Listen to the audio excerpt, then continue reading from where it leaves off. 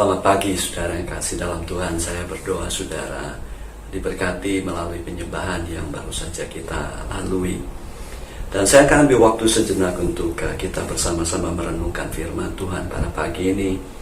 Dan sebelum itu khusus kepada jemaat NBC, di tengah-tengah krisis ini apabila saudara dan keluarga mengalami tantangan dan kesulitan dan saudara membutuhkan bantuan, saudara bisa menghubungi kami agar kami bisa mendoakan dan bisa membantu saudara dalam kapasitas yang bisa kami lakukan.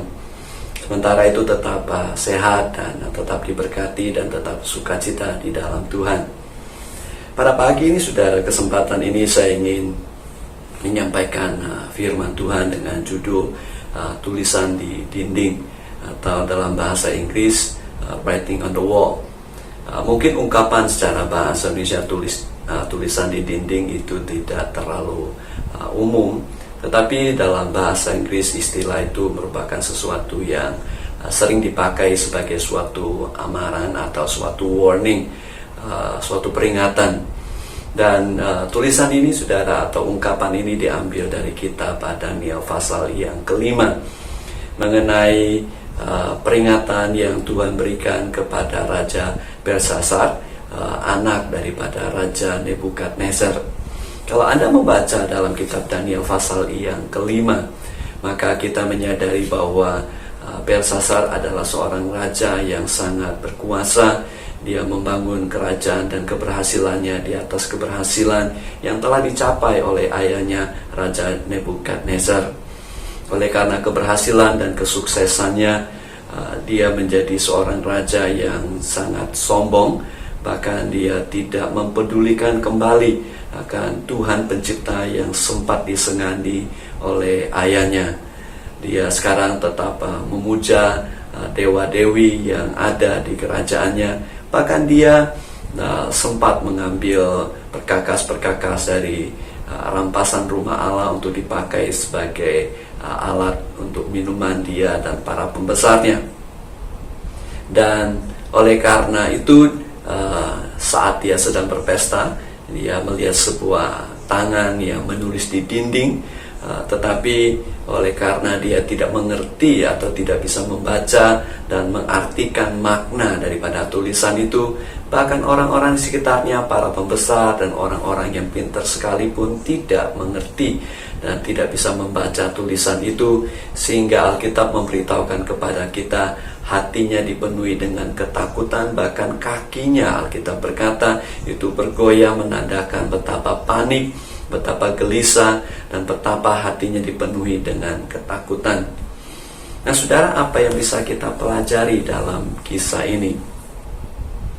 Tentu saja yang pertama, bahwa di tengah-tengah pesta yang dia rayakan, kegembiraan dan sukacita yang begitu besar, tiba-tiba bisa diambil, tiba-tiba bisa berubah menjadi suatu ketakutan yang besar dalam kehidupannya oleh karena ketidakpengertiannya apa yang ada atas tulisan itu. Nah, bagi dia mengerti mungkin bahwa itu suatu peringatan, tetapi dia sama sekali tidak mengerti peringatan apa yang diberikan kepadanya. Untuk itu dia berusaha untuk memanggil para orang pintar, orang ahli untuk membaca dan tafsirkan arti dari tulisan itu, tetapi tidak ada satupun orang bisa melakukannya bagi dia. Itu sebabnya hatinya penuh dengan kegelisahan dan ketakutan.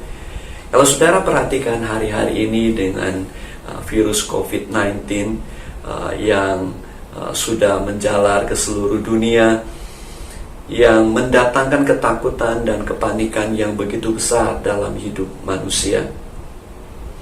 Yang pertama yang kita bisa pelajari adalah bahwa sukacita, kegembiraan yang selama ini dinikmati oleh manusia tanpa mempedulikan Tuhan, tanpa mempedulikan hal yang lain, semua seolah-olah sudah diambil dan kemudian sudah hilang dari kehidupan manusia. Yang tadinya penuh dengan kegembiraan, penuh dengan pesta pora, sekarang penuh dengan ketakutan, kegelisahan. Dan oleh karena banyak hal yang masih belum dimengerti, sehingga banyak orang menjadi penuh dengan kekhawatiran, Dan bukan saja rakyat biasa, tetapi bahkan para pemimpin dunia di negara-negara adikuasa yang penuh dengan kehebatan pencapaian mereka, tetapi mereka juga dipenuhi dengan kegelisahan dan kekhawatiran, tidak mengerti apa yang akan terjadi di hari-hari ke depan ini.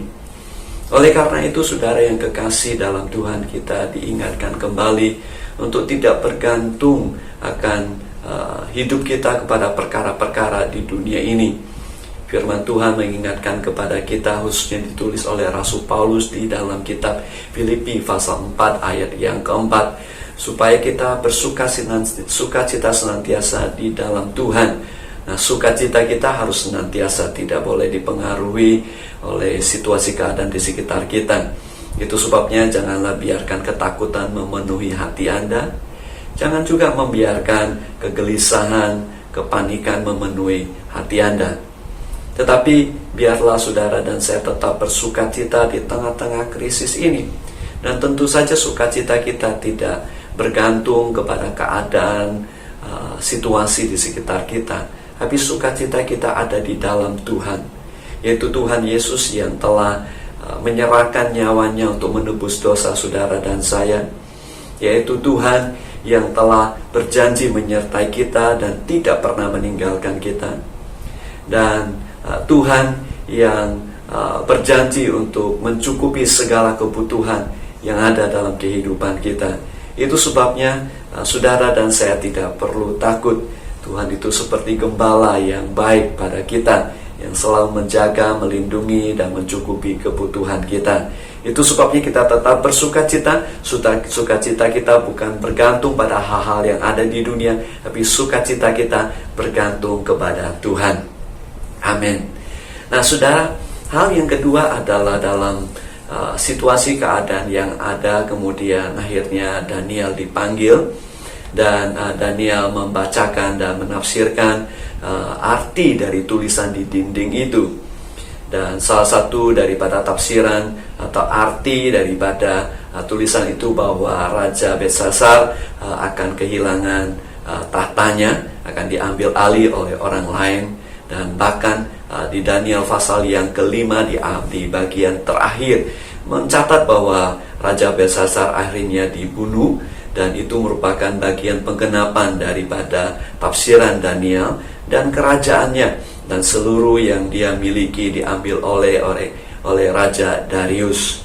Nah, saudara, hal yang kedua yang bisa kita pelajari adalah bahwa apapun yang kita miliki dalam hidup ini sifatnya sementara. Di akhir-akhir ini dengan krisis yang ada, banyak orang kehilangan harta benda. Banyak orang kehilangan sukacita, kehilangan relationship yang selama ini mereka nikmati, kehilangan kebebasan tentu saja, kehilangan kesehatan bagi banyak orang. Demikian juga bahkan tidak sedikit orang yang kehilangan nyawanya.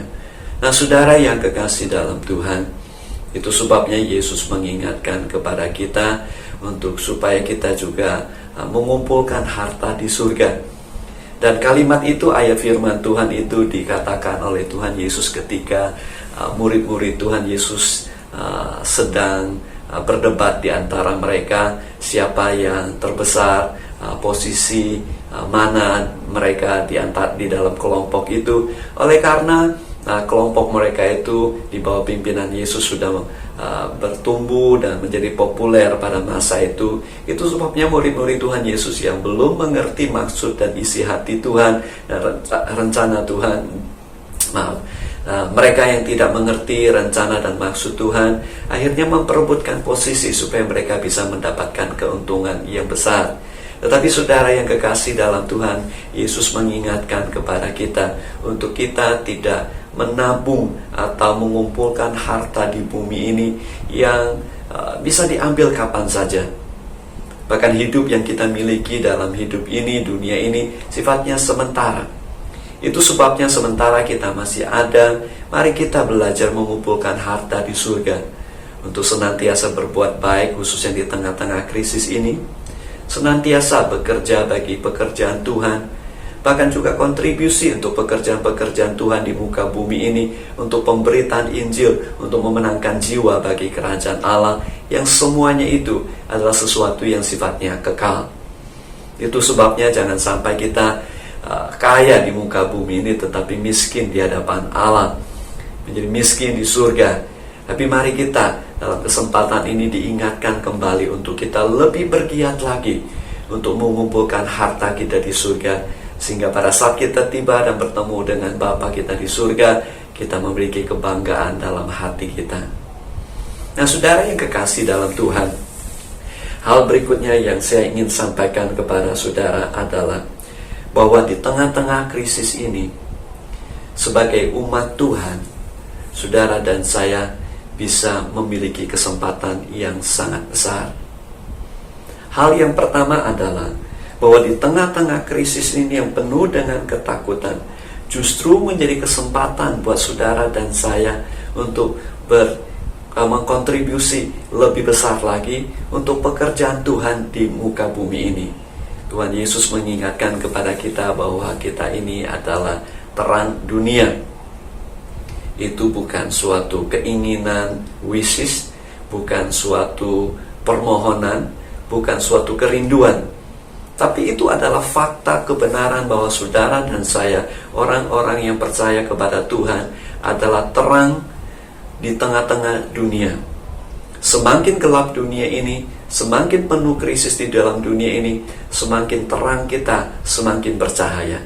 Dan saya berdoa, Tuhan memberikan hikmat kepada saudara, Tuhan memberikan inspirasi kepada saudara untuk semakin bercahaya dimanapun saudara berada, apapun bidang yang saudara tekunin yang Tuhan percayakan kepada saudara. Nah, kembali kepada kisah Daniel pasal yang kelima, saudara. Pada saat Raja Belsasar menjadi penuh dengan ketakutan dan ingin mengerti makna daripada tulisan di dinding itu, tetapi tidak ada seorang pun ahli dan orang-orang pintar di kerajaannya yang sanggup membaca tulisan itu dan mengartikan tulisan itu. Di tengah-tengah kepanikan itu, permaisuri daripada raja, dia mengusulkan bahwa ada seorang di dalam kerajaan itu, ada yang bernama Daniel, yang pernah melakukan banyak hal bagi raja sebelumnya, Raja Nebukadnezar. Akhirnya Daniel dipanggil. Nah, saudara, selama ini Daniel mungkin dikesampingkan, mungkin dikucilkan, mungkin tidak dipakai lagi sebagaimana yang pernah dilakukan oleh ayahnya, yaitu Raja Nebukadnezar terhadap Daniel, yang memberikan posisi yang tinggi, yang memberikan tugas yang luar biasa kepada Daniel, dipercayakan kepada Daniel. Tetapi saat ini sudah dikesampingkan, dia tidak dipakai lagi. Meskipun demikian, saudara, dimanapun saudara dan saya berada, kalau kita anak Tuhan, kita tetap bercahaya meskipun belum kelihatan. Di tengah-tengah krisis inilah Daniel dipanggil. Di tengah-tengah kegelapan inilah cahaya daripada Daniel bersinar semakin terang, saudara. Pada saat Daniel dipanggil, dia ditawarkan dengan hadiah yang besar, dengan kemegahan, kemewahan, harta. Tetapi Daniel berkata bahwa itu tidak perlu bagi dia. Dengan kata lain, Daniel tidak menggunakan krisis ini sebagai suatu kesempatan untuk memperkaya dirinya, hanya mementingkan dirinya sendiri. Tapi semata-mata dia itu ingin melakukan tugas panggilan Tuhan dalam hidupnya, yaitu menyampaikan pesan daripada Tuhan Sang Penciptanya. Namun sayang sekali, saudara, di tengah-tengah krisis ini kita melihat banyak sekali orang yang hanya mementingkan diri sendiri tanpa mempedulikan orang lain. Ada orang-orang yang mengumpulkan masker, kemudian menjualnya dengan harga yang berlipat-lipat ganda, sehingga orang lain yang membutuhkannya tidak bisa mendapatkannya. Bahkan di Singapura ada orang yang bahkan menipu dengan menjual masker di online tetapi tidak ada produknya. Bahkan kita diingatkan oleh Ministry of Health, Departemen Kesehatan, bahwa berhati-hati karena ada orang-orang yang akan menggunakan kesempatan ini dan menelpon seolah-olah mereka dari Departemen Kesehatan untuk menipu, untuk mendapatkan keuntungan sendiri. Tapi Daniel tidak demikian. Nah, saudara dan saya juga diingatkan agar kita tidak mementingkan diri sendiri, tetapi ini menjadi kesempatan bagi kita untuk bercahaya, kesempatan bagi kita untuk menjadi berkat, kesempatan kita untuk menjadi saksi Tuhan di tengah-tengah kegelapan ini. Semakin gelap dunia ini, semakin terang kita akan bercahaya bagi kemuliaan Tuhan dan menjadi berkat bagi banyak orang. Saya percaya saudara juga demikian. Semakin bercahaya dan semakin terang di tengah-tengah kegelapan ini. Itu sebabnya jangan biarkan ketakutan dan kepanikan untuk mengontrol hidup Anda, tetapi tetap percaya kepada Tuhan, tetap bersandar kepada Tuhan. Maka saya percaya saudara akan bersinar semakin terang lagi. Nah, saudara, Daniel mengambil kesempatan ini oleh karena Daniel memiliki gaya hidup yang konsisten dalam kehidupannya. Dia tidak kecewa ketika dia dikesampingkan. Dia tidak melalaikan tugasnya ketika tidak ada orang lain yang memperhatikan. Meskipun dia tidak punya posisi, meskipun dia tidak punya jabatan yang luar biasa di pemerintahan daripada Raja Belsasar ini, tetapi kita kalau melihat gaya hidup daripada Daniel, dia itu konsisten, saudara. Dia konsisten untuk hidup kudus senantiasa di hadapan Tuhan. Dia konsisten untuk menjadi berkat bagi orang lain. Dia konsisten juga dengan hubungannya dengan Tuhan. Di pasal yang ke-6 ketika ada larangan untuk berdoa kepada Tuhannya, dia tetap berdoa meskipun ada risikonya. Nah, saudara yang kekasih dalam Tuhan, demikian juga dengan kita. Kita mungkin tidak kebaktian di gedung gereja.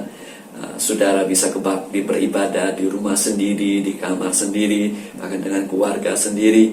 Tidak ada lagi mungkin orang memperhatikan saudara. Tapi janganlah hal ini membuat saudara dan saya berkecil hati, apalagi hidup dengan lebih bahkan sembarangan. Tetapi justru kesempatan ini bagi kita untuk memperkaya diri kita di hadapan Tuhan, untuk kita semakin develop hubungan kita dengan Tuhan yang mungkin selama ini telah kita abaikan oleh karena kesibukan kita. Dan bahkan saudara, suatu peringatan buat kita semua. Justru pada saat kita tidak bisa ibadah lagi bersama-sama di gedung atau di hari Minggu di tempat yang sama, oleh karena situasi keadaan yang ada. Pemimpin di negara ini menyebutnya sebagai mighty storms atau badai yang besar. Pemimpin negara ini berkata, karena ini adalah keadaan yang luar biasa, maka kita perlu usaha yang lebih luar biasa juga. Demikian juga dengan kerohanian kita. Kita perlu untuk bahkan lebih berusaha lagi, lebih berdoa lagi, lebih baca firman Tuhan lagi, lebih berpuasa lagi, lebih sungguh-sungguh lagi di dalam Tuhan, meskipun tidak dia perhatikan orang lain. Karena justru apabila kita konsisten dengan kehidupan kita, pada saat krisislah, maka terang kita akan bercahaya lebih terang lagi, lebih luar biasa lagi.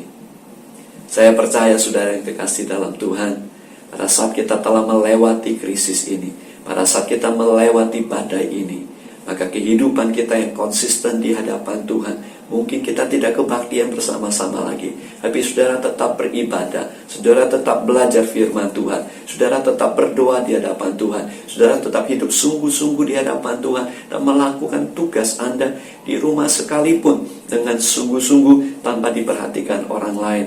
Pada saatnya, maka terang saudara akan bercahaya dengan luar biasa.